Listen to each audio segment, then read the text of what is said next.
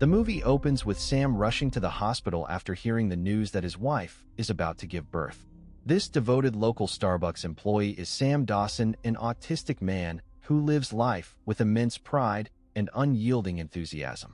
Sprinting through New York streets, he arrives to find Rebecca, the mother of his future child, writhing in pain. Though he tries to assist, he is quickly pushed aside. Shortly after, the nurses present him with a flawless baby girl, and he instantly vows to protect her forever. A passionate Beatles fan, Sam names her Lucy Diamond Dawson after their iconic track. Rebecca, however, is deeply unhappy about the birth of their daughter. As they exit the hospital, Sam clutches Lucy tightly and hurries toward their bus home. Seeing this, Rebecca veers away and vanishes into the crowd. She and Sam were never truly in a relationship. She simply wanted a place to stay and never intended to sign up for motherhood. Sam calls after her in vain. Left alone with his infant daughter, he stands there helpless as the bus doors close. Despite his mental limitations, Sam does everything possible to provide the fatherhood his child deserves. He wakes up in the middle of the night to change her, crafting makeshift diapers out of a large cloth and safety pins. He navigates a massive Target to purchase formula diapers and baby supplies, even though the store's overwhelming scale makes him feel lost. Sam tries his hardest, but Lucy cries incessantly throughout the day and barely sleeps. Prompted by the baby's loud wailing, Sam's reclusive neighbor Annie steps in to offer her guidance. She explains that newborns require feeding every 2 hours to help him track her schedule. She suggests keeping Nickelodeon playing on the television, utilizing the broadcasting schedule as a daily timeline for fatherhood. Sam completely focuses on his daughter, letting other aspects of his life fade away. Fortunately, his loyal friends Brad, Robert, Joe, and Ifty rally around him, frequently visiting the father-daughter pair. They play with Lucy and offer Sam a much-needed break from his exhausting parenting routines. As the days fly by, Lucy grows rapidly. Since he cannot bring her to work with him, Sam begs Annie to watch her. Though hesitant initially, Annie cannot resist Lucy's sweet eyes and agrees. Lucy develops into a highly intelligent, inquisitive young girl who frequently asks complex questions Sam cannot properly answer. She occasionally presses him about her mother, a topic he is forced to avoid. Rebecca, who was homeless at the time, had explicitly stated right after the birth that she never wanted a family with him, just a bed to sleep in, a situation that went completely wrong. Lucy realizes her father is different from others, but feels incredibly fortunate for it. Unlike other dads, her father always comes with her to play at the park. The pair share an incredible loving bond. They maintain a tradition of funny Wednesday breakfasts at IHOP, engage in lively pillow fights, enjoy the playground swings, and read Dr. Seuss's Green Eggs and Ham. When Lucy prepares to enter school, Sam and his friends take her to buy shoes. Because of Sam's limited income, he cannot cover the full cost. Recognizing his struggle, his friends eagerly pitch in their own money to help him out. The entire group walks out of the store, joyfully holding colorful balloons. Due to her unique upbringing, Lucy is forced to act far more mature than her age dictates most of the time. She remains deeply cooperative and avoids arguing with her father. She eventually asks to visit Bob's Big Boy for burgers instead of IHOP on Wednesdays, but recognizing his intense anxiety towards shifting routines, she drops the request to keep his life stable and comfortable for him. Sam proves to be an exceptionally supportive and empathetic parent. During a school presentation, he cleverly distracts the classroom when Lucy forgets her lines. Noting that other parents lack his warmth, he encourages Lucy to make friends with a boy named Connor. However, Connor is a cruel bully who is creeped out by Sam and hurls an ableist slur at him. Shortly after, Lucy receives a new reading book from school. She asks Sam to help her read it, but the text is far too advanced for his capabilities. She ends up teaching him several words instead, after which she kindly suggests they return to reading Green Eggs and Ham. One afternoon, while sitting in a restaurant attempting to solve an International House of Pancakes trivia quiz to impress his daughter, Sam is approached by a sex worker. They share a pleasant conversation as Sam sees no reason to reject a friendly stranger. This interaction leads to his arrest at a police station where a child services caseworker notices his behavior. Concerned for the little girl's welfare, the worker suspects Sam is incapable of parenting. Soon, Sam is summoned to school by Lucy's principal. The administrator displays a drawing by Lucy that portrays herself as a giant next to a tiny representation of her father. She reveals that Lucy is intentionally holding back her academic progress to remain at her father's cognitive level 7 years old. This devastating news breaks Sam's heart. That night, he desperately begs Lucy to read the difficult schoolbook to him. Lucy refuses, declaring that she never wants to read anything her father cannot read. Sam assures her that her success is what brings him joy, prompting her to finally read aloud. The following Wednesday, the two decide to visit Bob's Big Boy instead of IHOP. Lucy is ecstatic and immediately knows her order, but Sam stubbornly demands French pancakes with fruit toppings, the specific meal he always ordered at the other restaurant. When the waitress explains they do not serve them, he becomes highly agitated and screams, terrifying Lucy. The waitress quickly defuses the situation by promising to ask the cook. Lucy gradually begins to feel embarrassed by her dad's condition. Sam organizes a surprise birthday party for her and invites her classmates, including Connor and his father. While waiting for Lucy to arrive, caseworker Margaret Calgrove pays them an unexpected visit. An argument erupts between Sam and Connor, which escalates physically when Connor's protective father angrily shoves Sam away from his child. Outraged, Connor blabs that Lucy told everyone she is adopted and that Sam is not her real dad. Witnessing the explosive chaos and Sam's erratic behavior, Margaret deems Lucy unsafe in his care. She immediately takes the girl into state custody, telling Sam that further matters must be resolved before a judge. The presiding judge decrees that Sam can only visit Lucy twice a week for 2 hours at a time until a formal court review occurs. Devastated, Sam suffers an emotional breakdown, screaming and demanding to take his daughter home, but he is dismissed and forced to leave. His friends advise him to retain legal counsel and hand him a Yellow Pages advertisement. Following their tip, he visits the office of a high-powered attorney named Rita Harrison. Rita is a highly stressed, impatient lawyer struggling to balance her career with being a good mother. Sam explains his situation and tries to show her family photos. She flatly rejects the case because he cannot afford her steep rates, but she instructs him to leave his contact info, claiming a colleague handles low-income cases.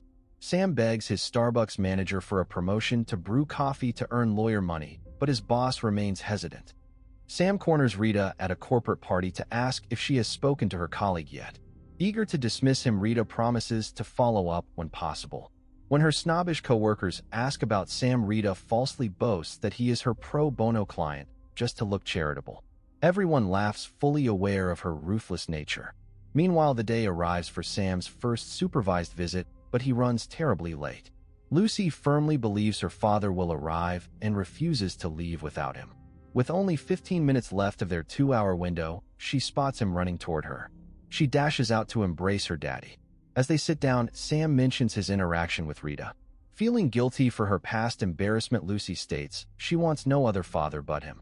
Sam reassures her that she did nothing wrong and promises to buy an answering machine so they can stay connected. Sam receives a formal court letter addressed to his legal representative and stops by Rita's office. She initially attempts to dodge him, but noticing her peers whispering about her supposed charity case, she officially accepts his defense for free to save face and prove them wrong. The legal document mandates that Sam undergo a court-ordered psychological evaluation that very afternoon at 3 p.m. Racing against the clock, Rita drives him to the appointment. Sam deeply dislikes psychologists due to heavy childhood trauma from institutionalization. The intense questioning about his parenting makes him highly paranoid, causing him to falter during the evaluation. As Rita readies their defense, she actively seeks out character witnesses who can vouch for Sam's parenting. Regrettably, while his core group of friends is deeply supportive, none can provide the kind of credible testimony required by a judge. Enraged by the lack of viable witnesses, Rita storms into Sam's Starbucks, demanding he find someone legitimate to defend his capabilities.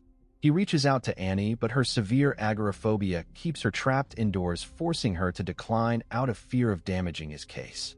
When the trial date arrives, Sam's friends gather in the courtroom for solidarity.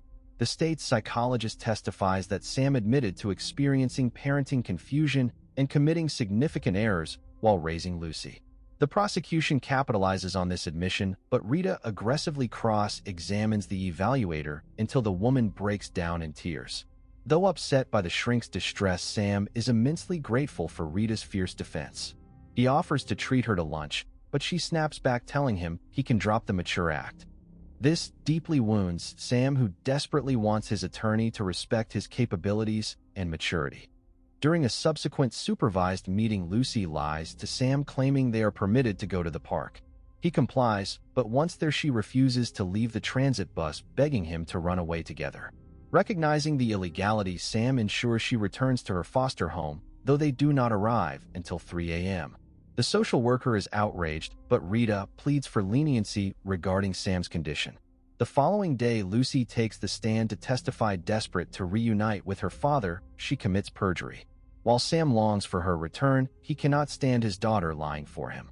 He prays nightly for a solution. Witnessing his agony, Annie finds the strength to conquer her fear of open spaces, arriving at court to passionately advocate for Sam's parental skills. However, her testimony loses impact when the opposing attorney presses her on her own father, reducing her to tears. Following the hearing, Sam and Rita drive Annie home before heading to Rita's house to prepare for the next session. There they find Rita's son Willie isolated and watching television.